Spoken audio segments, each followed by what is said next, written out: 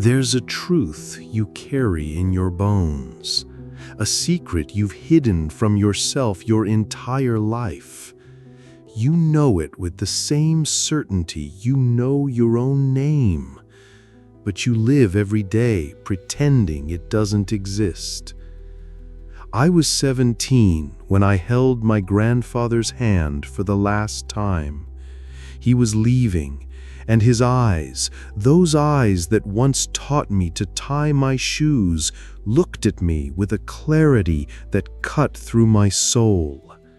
"Don't wait to live," he whispered. That night, lying in the dark, something inside me woke up. Life is a breath, and I was holding mine. This quiet denial is the foundation we build our lives on. It's the engine behind our ambitions, the fuel of our fears, the architect of our distractions.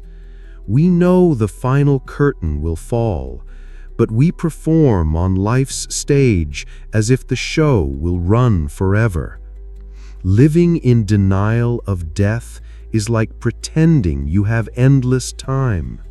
Every choice you delay, every dream you put off is a way of ignoring the truth. Each postponed moment is an excuse. Each maybe tomorrow is procrastination. This isn't a video about what happens after the curtain falls. It's about the play itself, about a gift hidden in the script of life, a gift you've been refusing to unwrap, a gift that can only be opened when you have the courage to look at the ending. So, consider this a warning. This isn't a video for comfort. It's an invitation to wake up, and only the brave stay awake. Why do we run? Why do we distract ourselves into oblivion? Why do we fill every second of silence with noise? The answer lives in humanity's most primitive terror.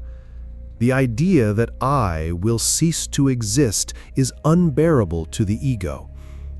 The ego is a story, a fragile construction made of name, reputation, memories, achievements. It's a desperate attempt to build something permanent in a universe that's constantly flowing. And death is the final declaration that all your efforts are in vain. Ernest Becker said humanity's greatest fear is the fear of our own death, that all of civilization is an elaborate defense mechanism against this terror. We build empires, we write symphonies, we chase wealth and status, we create drama, we make war, we leave marks.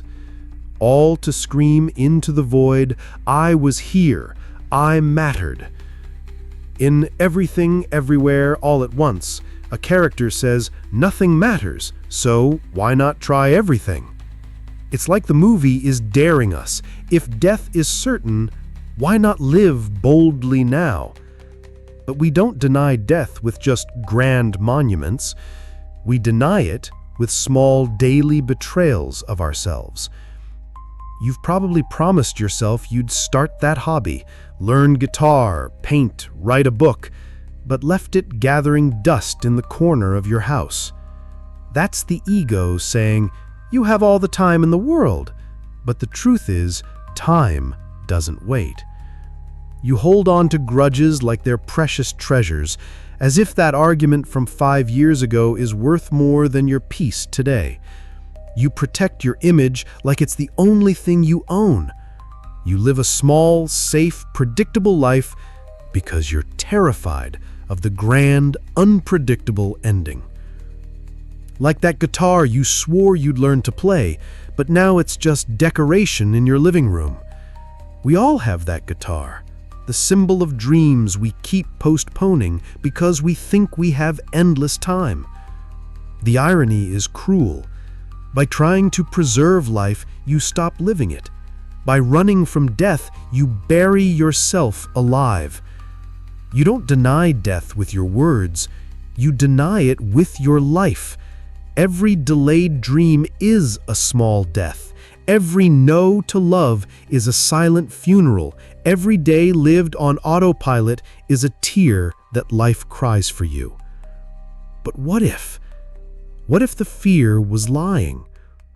What if death wasn't the end but the teacher? What if it didn't come to destroy but to reveal? But let's pause the ego's drama for a moment and contemplate the greatest mystery of all, not death, but awareness. The fact that you are aware right now, that the universe isn't just a blind dance of atoms, but is being witnessed, experienced, known through you. Think about it. Out of trillions of possible combinations, you happened. Out of billions of years of cosmic evolution, you emerged. Out of infinite probabilities, you were here, aware, feeling, being. I remember staring at the stars as a kid, feeling like I was part of something bigger. That's when I first sensed this quiet space inside me, the part that just knows I'm here. This is the real miracle. Florence and the Machine sings, "It's a different kind of danger and it's a different kind of love." That's what it feels like to notice you're alive. In The Good Place, they say life's meaning comes from what we do with the time we have. Your awareness is that time, the gift of knowing you're here. All other mysteries are born from this one. Awareness is like the flame of a candle. It's not the wick, not the wax, but the light that illuminates everything around it. You're not the body that will one day fail. You are not the thoughts racing through your mind. You are not the emotions that color your experience. You're the part of you that notices everything. Your thoughts, your feelings, your life. You are the space. You are the stillness. You are the one watching your life unfold. In practical terms, being alive is being aware. And therefore, what we fear in death is not the stopping of the heart. It's the perceived end of this awareness, the end of the I that knows it's here. But here's the first crack in the fear. If you are truly this awareness, if you are truly this space in which life happens, then you are not something that is born and dies. You are that in which birth and death appear. You're like the sea, not just a wave that comes and goes. And the ocean is never damaged by the waves. So let's use our reason with courage. If we want to understand this perceived ending, the most logical place to look is at the perceived beginning. Think about what you were before you were born. Can you remember? It was a state of non-experience, a silence, a void. Mark Twain, with his characteristic wisdom, put it perfectly. "I do not fear death. I had been dead for billions and billions of years before I was born and had not suffered the slightest inconvenience from it." Death, from this perspective, is not an experience of pain or darkness. It's the cessation of the experiencer. It's like falling asleep on the couch. No dreams, just gone. And you wake up wondering where the time went. The fear of death, then, is a paradox. It's the conscious mind projecting a future in which it won't be present to experience. It's like being afraid of losing a game you won't be there to play. But here, the story takes a turn. Logic has a flaw, or rather, a glorious gap. You have already been in this state of nothingness before, and from that nothingness, you appeared, without asking how, without remembering why. You, this living, feeling person, came from a void you can't explain. It already happened once. You're living proof that from nothing, you became you. It's like waking up one day and realizing you're here, living a life you never planned, yet somehow it's yours. You are evidence that the impossible has already happened. The void is not just an ending. It's like the dark soil from which a seed sprouts. It was your beginning once. So here's the question that should echo in your soul. If awareness already performed the impossible miracle of emerging from nothing once, why do you assume it can only do this once? This doesn't require faith. It requires that you recognize the fact of your own existence. You are not an accident. You are a miracle that has already happened. And miracles tend to repeat themselves. But now, we must go deeper, beyond logic, beyond hypothesis, to the heart of what the great spiritual masters have always known. The idea that awareness emerges from the void is still a story told from the ego's perspective. It's still the character in the dream trying to understand the dreamer. What if the truth is simpler? Awareness is not something you gain or lose, it's what you are, like a presence that has always been turned on inside you. You are not a drop of water that came from the ocean. You are more than your personal story. You are part of something greater, like a wave that is part of the sea. And if this is true, and every cell in your body whispers that it is, then death is not annihilation. It's a homecoming. I used to fear losing myself in death. But one evening, watching a sunset, I felt this peace, like I was already part of something eternal. You've felt this, haven't you? That moment when you looked into someone's eyes, or laughed so hard with a friend you forgot everything else. That's you being fully alive. It's the wave dissolving back into the ocean, but the water is not lost. The essence remains. The you that you think you are, the name, the story, the personality, that's the form of the wave. This will dissolve. But the you that you truly are, the part that feels truly alive, is like the sea itself. It is eternal. It cannot die, because it was never born.